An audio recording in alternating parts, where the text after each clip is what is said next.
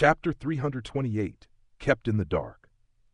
In the eyes of cultivators at or below the Grand Ascension stage, true immortals have already reached the end point of cultivation and have ascended to the highest of heights. But as we all know, the true immortal stage is only the first step through the door of immortality, and in reality, there are still far loftier heights to be conquered. While it's true that we possess limitless lifespans, we are not actually truly immortal, and the reason for that is precisely the tribulation of the three decays. Qi Liang explained to Han Li through voice transmission while also listening to Baliyan's preaching.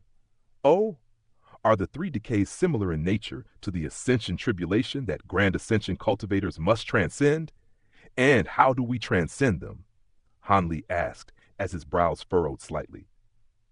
The three decays are referred to as tribulations, but they have nothing to do with the ascension tribulation. Instead, they describe the three crises that all true immortal cultivators will face during the course of their cultivation. The first of those is immortal decay, which results in one's immortal spiritual power seeping away for no discernible reason, thereby damaging one's cultivation base until they fall out of the true immortal stage altogether. The second decay is bodily decay, which results in the gradual weakening of one's body until it's no longer able to hold immortal spiritual power, thereby resulting in the body's detonation. The third decay is acupoint decay, and it's related to one's immortal acupoints. There are many ways to contend against these three tribulations, but their effects vary from person to person. However, one universal way to ward off the decays that works for everyone is to make significant progress in a certain law. Qi Liang explained. I see. No wonder all true immortal cultivators are so desperate to master law powers. Aside from enhancing their own powers, I presume the more urgent priority is actually to combat the three decays. When will the three decays happen, or do certain conditions need to be met for them to arise? Han Li asked. His expression remained unchanged, but internally he was feeling quite shocked. Perhaps it was due to his prior bout of amnesia, but he wasn't aware of this at all, and only after hearing this explanation from Qi Liang did he come to realize that even true immortal cultivators couldn't just be content and rest on their laurels. The timing of the first two decay tribulations is completely down to the will of the heavens. Some are fortunate enough to avoid them for millions of years, while others could encounter them in less than 100,000 years. I'm sure you still recall Elder Fang Zhuan of the Merit Conveyance Palace, right? He was once a mid-true immortal cultivator and was only one step away from opening up 24 immortal acupoints, but he was blighted by immortal decay and forced all the way back down to the Grand Ascension stage, Qi Liang revealed. Does that mean that if one progresses sufficiently quickly in their cultivation and reaches the golden immortal stage in a very short time, then they'll be able to avoid those two decays? Han Li asked. That is indeed true. If someone can reach the golden immortal stage within 10,000 years, then the chances of them being struck by those two types of decay are naturally extremely slim. But how many people in the immortal realm are capable of accomplishing such a feat? It's already extremely remarkable for someone to reach the mid-true immortal stage in just 10,000 years.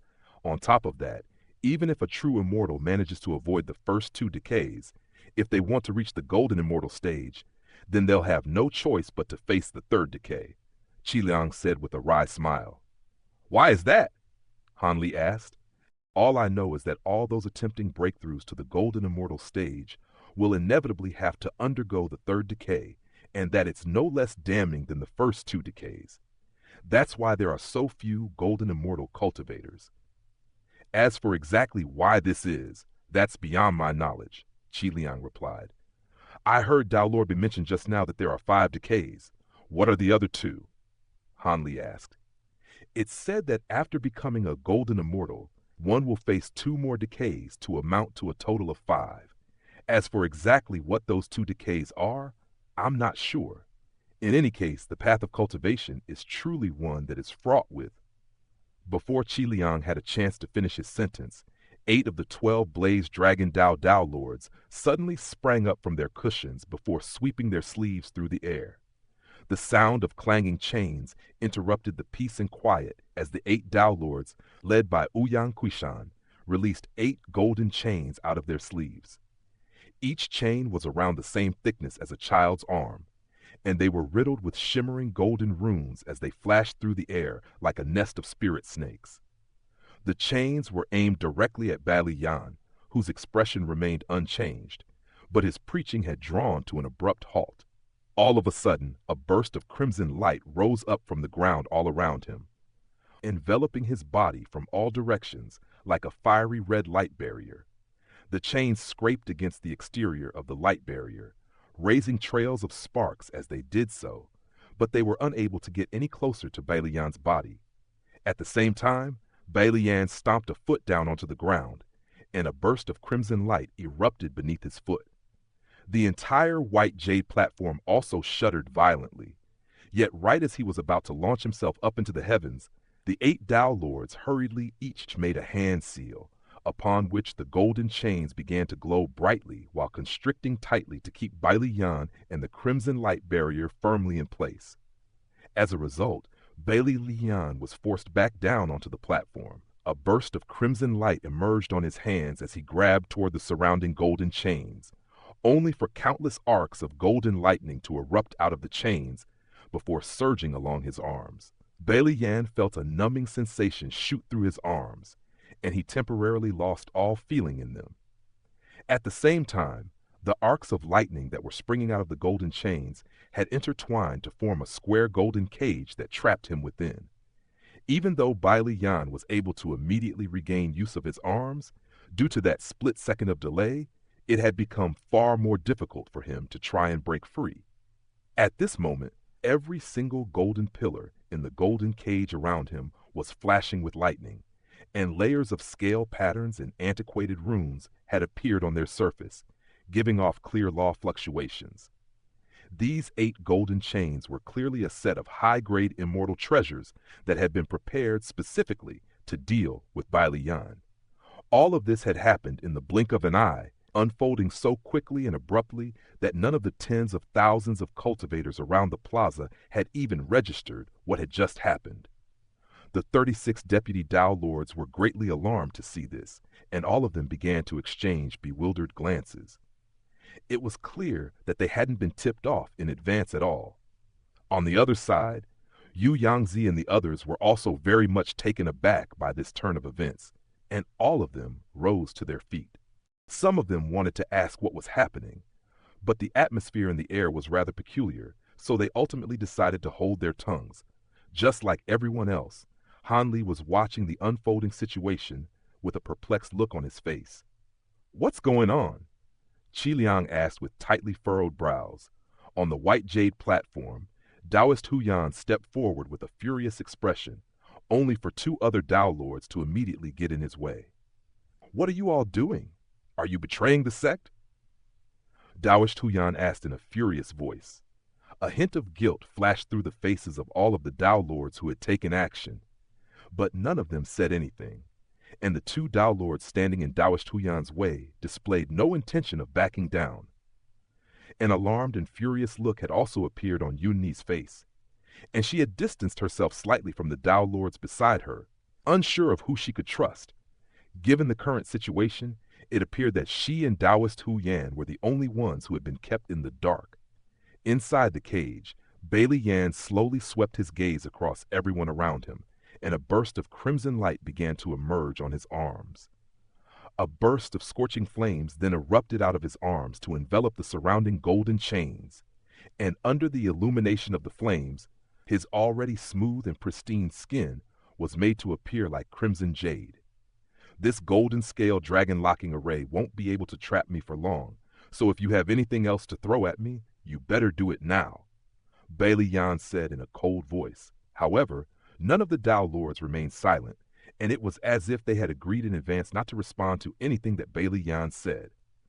Up to this point, all of the Blaze Dragon Tao disciples outside the plaza still had no idea what was happening, and they could only watch as the situation unfolded. As for the elders from other sects who had come to attend the ceremony, they were also oblivious to what had happened, But they could sense that this was no laughing matter, and all of them remained seated, not daring to make any sudden moves. Atop the giant blue flower that was hovering in the sky next to the white jade platform, Luo Qinghai had already risen to his feet from his golden throne, and he was watching the scenes unfolding on the platform with his brows tightly furrowed. The effeminate young man behind him approached him, then said, "Palace Master, should we?" "There's no hurry. Let's watch the situation unfold first. If this is an internal affair of the Blaze Dragon Tao, then it would be best for us not to get involved," Luo Qinghai said with a shake of his head. Right at this moment, his expression suddenly changed slightly as he cast his gaze upward. As it turned out, a golden line that was several thousand feet in length had suddenly appeared high up in the sky, and it swelled rapidly into a vast expanse of blinding golden light, from within which a group of 20 to 30 figures emerged.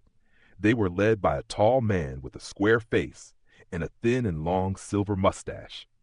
The man was wearing a pristine white robe with golden cloud patterns embroidered upon it, and those patterns were giving off dazzling spiritual light, indicating that this was no ordinary robe. Hovering in the air behind him were 20 to 30 men and women, most of whom were also wearing white robes, with only very few of them dressed in different attire. However, one thing that was common to all of them was their auras were extremely formidable, and their collective spiritual pressure struck one with a crushing sense of asphyxiation. All of the cultivators of the Blaze Dragon Tao were already bewildered by everything that they were seeing, and this certainly didn't help to settle their nerves.